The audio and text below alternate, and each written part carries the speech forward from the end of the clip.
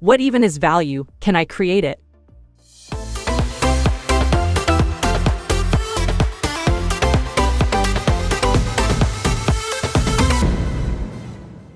Good day, it's Zoe, your video confidence coach, your guide to personal branding, and today it is editor's voice over here. So my voice is still hoarse, and I'm still sick, so I still don't sound too great just yet. But hopefully as of next week, it will sound a lot better. So focusing on today, I want to talk to you about value, about providing value to your potential customers as well as your current customers.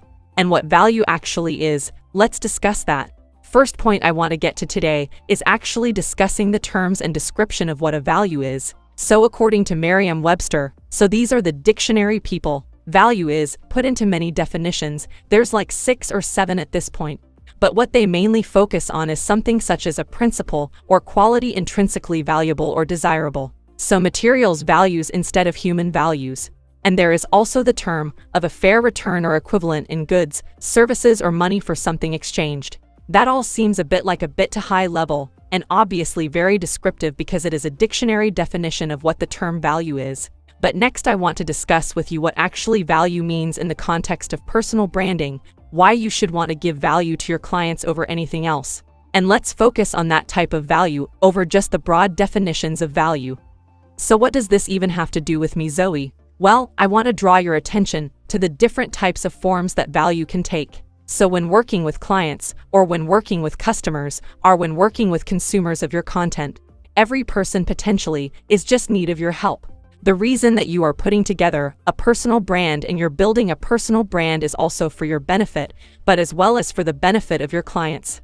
And to do this, you need to be able to provide value in many different forms. The forms are, there's a couple of more than this, but let's focus on these ones. The values can be of knowledge, of connection, of entertainment, or of inspiration. Focusing on knowledge first is, as you can probably guess, being able to provide the value of your expertise, your wisdom, and your knowledge in your particular niche or industry to be able to boost the knowledge of the viewer, or the person who is listening to you, or watching you speak, or just, absorbing the information that you are providing as a way of boosting the knowledge in their particular space, but also, and mainly pertinent to you when you're building a brand. It gives them that fuel to be able to have the decision of I choose you over every other potential candidate, because you are informing me of what is good as bad. You are informing me why I'm not going to be making a mistake. If I choose you, that's inherently why. Building a personal brand on the value of knowledge is so important, because there, and I will get into this into the next stage. Next point, I should say, is this feeling of, oh, I'm just giving them away my knowledge for free and then I'll have nothing to give to people who actually want to pay me. That is not true. And in the next point after the sponsor spot, I'll let you know what that is, but going back to the form of knowledge and value for it is being able to, provide your insight and provide your knowledge in this space, because remember, people aren't automatically fascinated in the same field that you are. And if they were, they'd probably be working with you. So when people come to you as the expert, they come to you as someone who is in your industry, who is in your niche, who focuses on what you focus, because they come to you for that knowledge. So why not flaunt it? Expose it, show people what you know and how you know it, break it down. You can start a podcast. And yes, this requires work or effort on your part, but so does anything. So it is building a personal brand, take effort. So if you're willing to put that out there and show people that you are in charge, that you are large, that you are the right person in this particular niche, so if anyone has any problems or if they need any sort of guidance, you are there. You are the top because you are putting yourself out there and showing that you are the right person. And moving on to the next type of value is connection. So as humans, we like to interact with other humans, and we like that sense of connection, either in person or virtually, and especially during COVID, virtually. Being able to discuss ideology, to be able to connect with another person, to be able to, essentially get that feedback of another person being either in the room or on the screen reacting to what I'm saying. And no matter how quote-unquote introverted we are, feel free to see our extrovert-introverted video back a couple of weeks ago. Even people who do not enjoy human company still crave at least some aspect of it. May not be all, it may or may not be a lot, but can be some of it. And for you, when you're building a personal brand, you are the focus of that branding, your ideologies, your thoughts and your processes, and usually how you look and feel as a person is in that personal brand. So it makes sense to have that connection or provide that connection to people who are seeking it. Of course, I'm not talking, rabid fans or anything like that. but I'm talking in the sense of being able to be that connection and being able to provide that help to people. As you build your personal brand, and as you grow, being able to provide that connection is something that you will need to be able to provide and have to be able to provide if you want your brand to grow. The next type of value is entertainment. Entertainment, as you can probably guess, is keeping someone's attention. Not necessarily by making them laugh or, keeping them entertained, as you would an actor or a comedian or someone of those professions. I'm talking about just having that energy level as you present on video or podcasts, or just generally having that level of intrigue. As you present the things that you're passionate about, the things that you're building your personal brand for, because if you don't have any passion behind what you say and do, people aren't going to be curious about what you could provide them because you're clearly not interested. So that inherently falls into entertainment, and I'll tell you why is because that feeling of passion very much translates into entertainment for the viewer. Yes, it could be something that they have no interest in, but if you as the personal brand builder are passionate about what you say and do, and are entertaining in that sense. Now, I'm not saying that you need to be a comedian or an actor. I'm just saying that to be able to persuade that passion forward as you talk, as you present, as you're on podcast, on video, everything that you do with your brand, there needs to be some element of your passion showing through, and hopefully through everything that you do, your passion should be shown through. And if not, it might be time to switch a little bit to a different niche or a different aspect of your business where you have the most passion. Not everyone's passionate about everything all the time, but to be able to be entertaining, you need to build up that credibility, which you can do by video, wink wink. But to be able to show people that, yes, they would want you on their podcast, they would want you on their video series, on their television show, on whatever they're creating to bring you to their audience, because you're entertaining, because you're interesting to talk to, and because you're engaging, because you're curious about what your brand is focused on solving. All these good points, because you are passionate about what you say and do, and this leads very nicely on to my last form of value. Now, as I said, this isn't the be-all and end-all list of types of values that you can provide to your audience. This is just a nice small list to be able to get the point across. The last one is inspiration, very heavily linked with entertainment and very heavily linked with passion. But it's where you discuss about why you like what you like, what are the stories behind your life, why you do what you do. Because inspiration, to be able to provide that to people, but also to provide that to yourself, you need to rely on story, and storytelling is a very large fundamental of the way that humans transfer knowledge. But it also is very wired deep into our brains, where we actually accept a story over hard facts and data that, like, yes, you could see a graph of it slowly going up over time. But unless people have the story behind that graph, they're not going to care. And even if they do, probably won't see COVID about that. But the inspiration that you provide, with the passion and the entertainment that you provide, as well as providing that human connection of why you're doing what you're doing, while also having the knowledge to back it up, gives people value. And in anything that you do while building a personal brand, be it video, be it podcasting, be it blogging, be it, television shows, be whatever you are doing, you're putting out there, even social media posts or stories or reels or whatever you're putting out there. You have to touch on all of these forms of value to be able to say anything or do anything you want to build your personal brand. You need to be able to provide these forms of value multiple times during a video, multiple times during a podcast, multiple times during any form of content that you're putting out there. You need to touch on all these points of value. Next, after the sponsors spot, I'll talk about why you should be doing this and why not to feel afraid about giving away too much. Hope you're enjoying the podcast so far, and I hope my AI voice isn't grating on you. Don't worry, we'll be back next week in the flesh. Please do listen to our Do Video podcast 3 times a week, because we discuss all these type of things that I'm talking to you today, and we go into many different questions that you and the rest of the crew, that's our audience, that's what we call our audience, have asked us. So if you have any questions that you want answered and may not be large enough to have an entire video about it, why not reach out to me via email, podcast email at pod@vcctraining, and I'll make sure to put it together for you in a podcast episode. All right. Oh, and make sure while you're down there to like and subscribe and check out our videos 2 times a week, right? Next point. Now that we've talked about value and we've talked about the types of value, there is one inherent brick wall, or one inherent thing that stops people from giving any sort of value away, because the inherent fault that comes up, especially with people who are not in business or people who are trying to build their personal brand for the first time.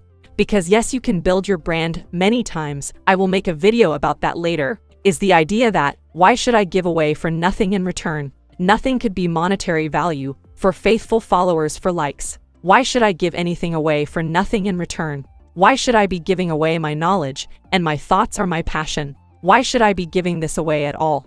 Why don't people just have to just give me money straight away if they want anything from me? And that is a valid argument. I'm not saying it's not, but it's very small-minded compared to what you could be gaining from doing the opposite of that. Because if you feel like if you give away everything, there will be nothing for people to pay you for, is an inherently, I hate to say it, small-minded type of thinking. Because if you feel like you're going to be able to give everything away, well, one, you're not in the right niche or industry if you feel like you're going to give away all your information, and while yes, you are giving away information, your wisdom, your stories, and what have you, say freely via the medium that you choose, people are still going to listen and watch you. They're going to trust you more than they would someone who is initially putting up that brick wall and saying, hey, if you want anything from me, you have to pay me money. They're immediately gonna go, okay, there's nothing to say, I will trust you because I don't even know what you're like, as opposed to someone like us who is building a personal brand. They get to see the content that we produce, they get to see our ideologies, they get to trust us more and more as they consume videos, as accuracy in podcasts, as they consume content from us, because they see what we're like. And for a lot of people who have the means, who have the effort and have the money, if they have a job done that you have the expertise to do, they are just going to pay you. It's the same thing about a plumber. For example, there's a couple of plumbers who I've worked with and who I followed, who would put videos out there, some of them tutorials, some of them just business-based about what services they can do, and people aren't finding these videos and just, looking at them and being like, okay, I know how to do this particular plumbing job. I'm just going to do it myself now. One, they don't have the expertise to. They don't have the wisdom that this particular plumber has, and two, they usually don't have the time to be able to invest that time to be able to build up that knowledge base to be able to complete the job. So what they do is they watch these videos to get a sense of the person that they're going to work with, the sense of the person that they're going to hand over their money to, because people don't want to make a mistake. People hate making mistakes.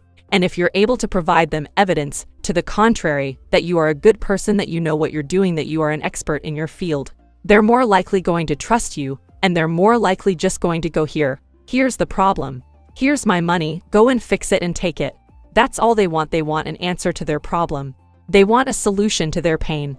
They're not going to, get into your particular industry and say, for example, that maybe one or two people that stumble upon the work that you're doing in your personal brand, yes, they actually want to be either like you or they want to join the same industry as you. Cool. But again, once they've made their own way into the industry, they'll have you as a collaborator, they'll have you as someone in the periphery who's also in the industry, or as many people who are in my particular field, which is video content, which is video confidence, getting people on camera, and working with corporations and businesses and moving more towards academics now.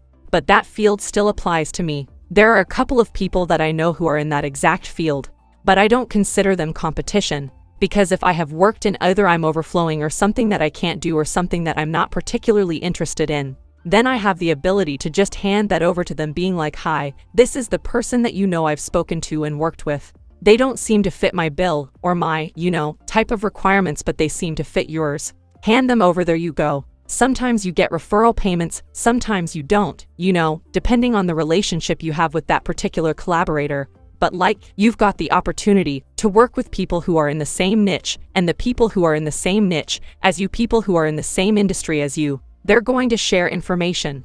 You're going to see them at events when you can go to events again. You can see them. Virtual meetups, you can, even contact them. And then I've had a few of them do that to me, where something has happened, and either in the news or the industry, and they send me a message being like, hey, this has happened. What are your thoughts on it?